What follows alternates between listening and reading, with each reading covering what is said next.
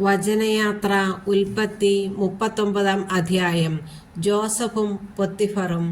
ജോസഫിനെ അവർ ഈജിപ്തിലേക്ക് കൊണ്ടുപോയി.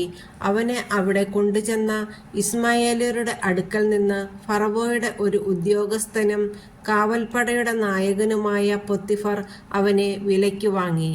കർത്താവ് ജോസഫിൻ്റെ കൂടെ ഉണ്ടായിരുന്നു. എല്ലാ കാര്യങ്ങളിലും അവന് ശ്രേയസ്സുണ്ടായി. ഈജിപ്തുകാരനായ യജമാനന്റെ വീട്ടിലായിരുന്നു അവൻ. കർത്താവ് അവൻ്റെ കൂടെ ഉണ്ടെന്നും അവൻ ചെയ്യുന്നതൊക്കെ അവിടുന്ന് മംഗളകരമാക്കുന്നെന്നും അവൻ്റെ യജമാനന് മനസ്സിലായി. അവൻ യജമാനന്റെ പ്രീതിക്ക് പാത്രമായി. അവൻ പൊത്തിഫറിനെ ശുശ്രൂഷിച്ചു. തൻ്റെ വീടിൻ്റെ മേൽനോട്ടവും തനിക്കുള്ള എല്ലാറ്റിൻ്റെയും ചുമതലയും അവൻ ജോസഫിനെ ഏൽപ്പിച്ചു. ആ ഈജിപ്തുകാരൻ വീടിൻ്റെ മേൽനോട്ടവും തനിക്കുള്ള എല്ലാറ്റിൻ്റെയും ചുമതലയും ജോസഫിനെ ഏൽപ്പിച്ച നാൾ മുതൽ ജോസഫിനെ ഓർത്ത് കർത്താവ് അവൻ്റെ വീടിനെ അനുഗ്രഹിച്ചു. അവൻ്റെ വീട്ടിലും വയലിലുമുള്ള എല്ലാറ്റിൻ്റെയും മേൽ കർത്താവിൻ്റെ അനുഗ്രഹമുണ്ടായി. അവൻ തൻ്റെ വസ്തുക്കളെല്ലാം ജോസഫിനെ ഭരമേൽപ്പിച്ചതിനാൽ ഭക്ഷണത്തിലല്ലാതെ മറ്റൊന്നിലും അവന് ശ്രദ്ധിക്കേണ്ടിയിരുന്നില്ല. ജോസഫ് വടിവത്ത ശരീരമുള്ളവനും സുമുഖനുമായിരുന്നു. കുറച്ചുനാൾ കഴിഞ്ഞപ്പോൾ അവൻ്റെ യജമാനന്റെ ഭാര്യയ്ക്ക് അവനിൽ അഭിലാഷം തോന്നി.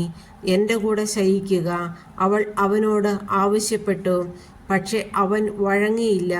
അവൻ അവളോട് പറഞ്ഞു, ഞാൻ ഉള്ളതുകൊണ്ട് യജമാനൻ വീട്ടിലുള്ള ഒന്നിനെക്കുറിച്ചും ശ്രദ്ധിക്കാറില്ല. അവൻ എല്ലാം എൻ്റെ കയ്യിൽ ഏൽപ്പിച്ചിരിക്കുന്നു. എന്നേക്കാൾ വലിയവനായി ആരും ഈ ഭവനത്തിലില്ല. എൻ്റെ മേൽനോട്ടത്തിൽ നിന്ന് നിങ്ങളെ അല്ലാതെ മറ്റൊന്നും അവൻ മാറ്റി നിർത്തിയിട്ടില്ല. അത് നിങ്ങൾ അവൻ്റെ ഭാര്യ ആയതുകൊണ്ടാണ്. ഞാൻ എങ്ങനെയാണ് ഇത്ര നീചമായി പ്രവർത്തിച്ച് ദൈവത്തിനെതിരെ പാപം ചെയ്യുക? അനുദിനം അവൾ പറഞ്ഞിട്ടും അവളുടെ കൂടെ ശയിക്കാനോ അവളുടെ അടുത്തിരിക്കാനോ അവൻ കൂട്ടാക്കിയില്ല. ഒരു ദിവസം ജോസഫ് ജോലി ചെയ്യാനായി വീട്ടിനുള്ളിൽ പ്രവേശിച്ചു. വേലക്കാർ ആരും അകത്തില്ലായിരുന്നു. അപ്പോൾ അവൾ അവൻ്റെ മേലങ്കിയിൽ കടന്നു പിടിച്ചുകൊണ്ട് പറഞ്ഞു, എൻ്റെ കൂടെ ശയിക്കുക. മേലങ്കി അവളുടെ കയ്യിൽ വിട്ടിട്ട് അവൻ ഓടി വീട്ടിൽ നിന്നും പുറത്തു വന്നു. കുപ്പായം തൻ്റെ കയ്യിൽ വിട്ടിട്ട് അവൻ വീട്ടിന് പുറത്തേക്ക് ഓടിയെന്ന് കണ്ടപ്പോൾ അവൾ വീട്ടിലുള്ളവരെ വിളിച്ചു പറഞ്ഞു, നമുക്ക് അപമാനം വരുത്താൻ അവൻ ഇതാ ഒരു ഹെബ്രായനെ കൊണ്ടുവന്നിരിക്കുന്നു. എന്നോടൊത്ത് ശയിക്കാൻ അവൻ എന്നെ സമീപിച്ചു. എന്നാൽ ഞാൻ ഉച്ചത്തിൽ നിലവിളിച്ചു.